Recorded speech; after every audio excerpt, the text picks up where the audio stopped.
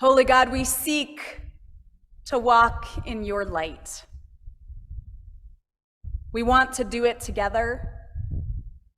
We have heard many times, or maybe just a few, that if we want to go fast, we go alone. But if we want to go together, we go slowly. So help us, Holy God, to walk slowly together in your light, in your love. And now, gracious one, may the words of my mouth and the thoughts of all of our hearts be acceptable to you. May they bring us closer to you. You are the rock, the ground of our very being, and you are our Redeemer. Let God's people say amen.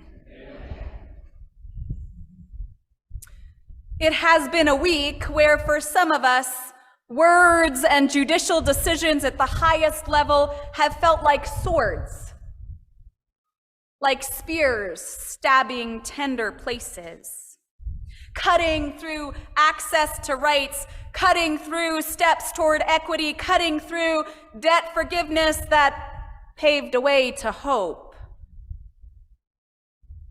On this 4th of July weekend, it is painful to look at our country, which we love, and see the ways in which we fall short of our dream of freedom and justice for all. Now, don't get me wrong, here in the United States, we enjoy many amazing freedoms. When I first moved to this country at age 6.5, I came from apartheid South Africa, where my family was forced to leave because it was illegal for us to live in a Zulu neighborhood. It was illegal for me to attend a Zulu school. So coming here, where racial integration was a reality, let's just say it was a balm to my 6.5-year-old spirit. I could legally live next door to and go to school with a person of African descent or a person of any other racial and ethnic heritage. Also, let me name that growing up a woman in this country in the late 20th and early 21st centuries has meant that the glass ceiling is really, really, really high. I'm never going to get anywhere close to touching it. Pretty different from my mom and her generation of pastors who had the experience of being one of the only, if not the only woman in the room at lots and lots of ministry settings. And it's not just in ministry, we have a number of other trailblazers right here in our midst. This is a nation where immigrants and refugees have risen to amazing heights of education, success, and wealth. Some of those immigrants were our parents, our grandparents, our great-grandparents. That's even some of us who grew up on the beet farms. We, each of us, have access to luxury and leisure. And let's be honest, some of it we take for granted. Multiple vehicles per family. We have 2 drivers in my family, and we have 2 cars. High-speed internet. Who else gets really upset when it goes out? Drivable roads. May not seem like a luxury. We take that one pretty well for granted. Drinkable water that you can turn your tap on and get. Again, not everywhere in the United States, but here in Loveland, we have great tap water. Smartphones, some other folks have those. I enjoy mine quite a lot. It doubles as a camera, it turns out, and video game console, and lots of other things.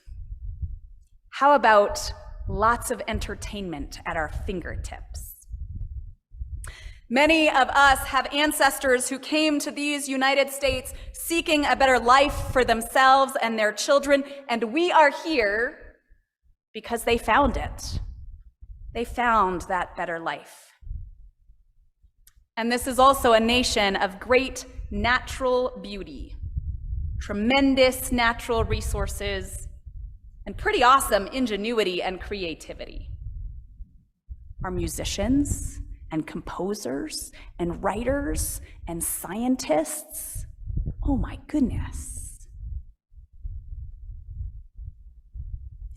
And we know there's an and, right? We live in a time when the violence in our collective life seems to go unquestioned.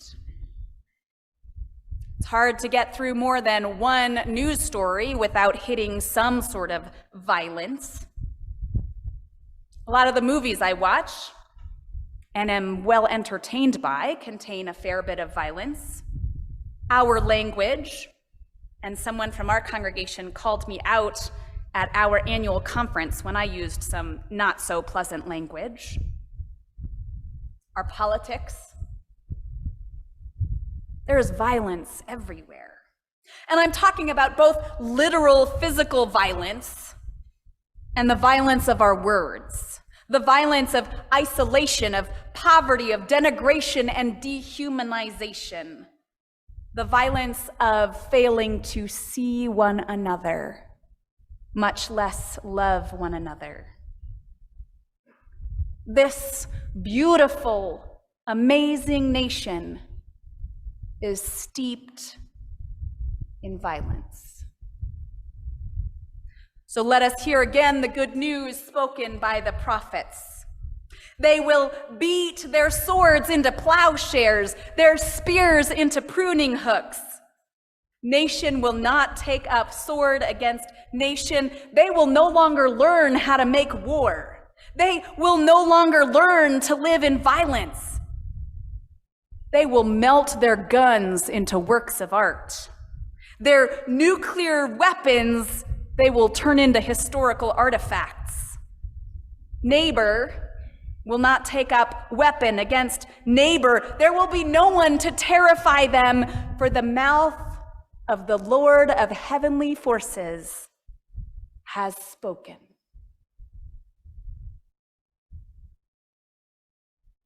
Sounds like good news, doesn't it? They will no longer learn how to make war. They will no longer learn to live in violence. I'd like to live in a world like that. I'd like to live in a neighborhood like that, where we don't have to make plans at our churches about what to do if there's an active aggressor who comes to our building, where our schools don't have to be locked. And I will be honest, I'm very relieved that Garfield Elementary School is locked. There are not very many ways to get in and out. I long for a world where we will no longer learn to live in violence. But here's the truth.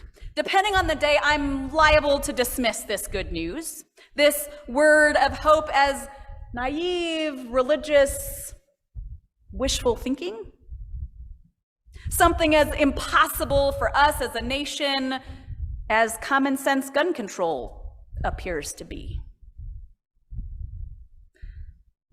I don't imagine these words were much easier for the Israelites to hold on to, or the early Christ followers.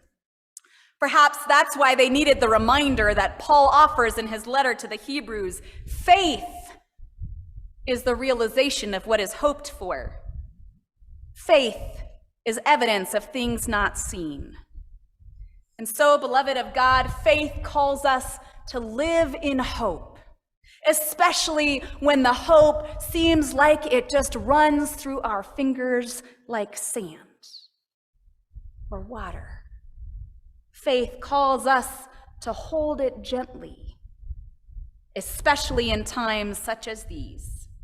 And so we look with faith for the signs of hope around us, for the signs of the inbreaking of God's kingdom here and now.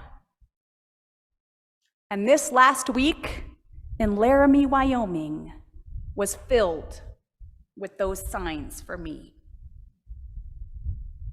I watched as Lucas and Colton opened up worship space for our youth and us grown-ups, I might have shed a few tears to reflect on the tender places of our lives, to share vulnerably about our struggles and successes, our fears and hope, the negative self-talk that is so easy to buy into, and the need for self-care and self-love. I watched Colton with rescued horses. He has this way with animals where he listens with his whole body. He approaches gently, unobtrusively, and there's this almost immediate connection that happens. I'm in total awe and have no idea how to do that myself. I tasted the rich, no-bake cookies that Elijah from Heart of the Rockies was so eager to share with us. And I listened as Lexi, again from Heart of the Rockies, reflected on the depth of her faith, who God is and what God's love means to her life. These four young people stepped out of their comfort zones into unfamiliar space with friend and stranger, and they brought their whole selves. I watched them be bridge builders, comfort bringers, peace makers. I watched them take the swords that so swiftly divide us, swords of socioeconomic class, racial segregation, ability, life situation, and the sword of judgment, and I watched them beat those swords into plowshares. Love those swords into tools for ministry, connection, and community. And I want to share a highlight in particular. Watching our youth at the Laramie Soup Kitchen. They cleaned fridges, a pretty thankless job. You kind of see the dirt, you take out all the food, you spray and wipe them down, you put back all the food, and it basically looks the same as when you started.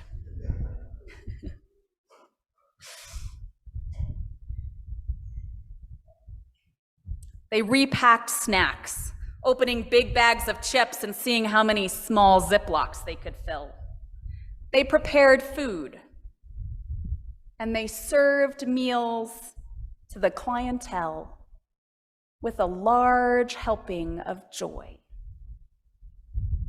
I don't think I heard a single complaint. Okay, I might have heard one. That was when we were leaving after 4.5 hours of service, and someone saying that they wished we could have stayed longer. That was the complaint. They will beat their swords into frying pans, their guns into serving utensils. They will make war no more, and neighbor will serve neighbor. For God has spoken. Love has been broken open and shared. I saw the dream that we have for God's beloved kingdom and the dream that we have for our nation. God's beloved, we have much work to do, and we have wise ones, peacemakers, children of God, who will lead us. Love broken open and shared. I know a place where we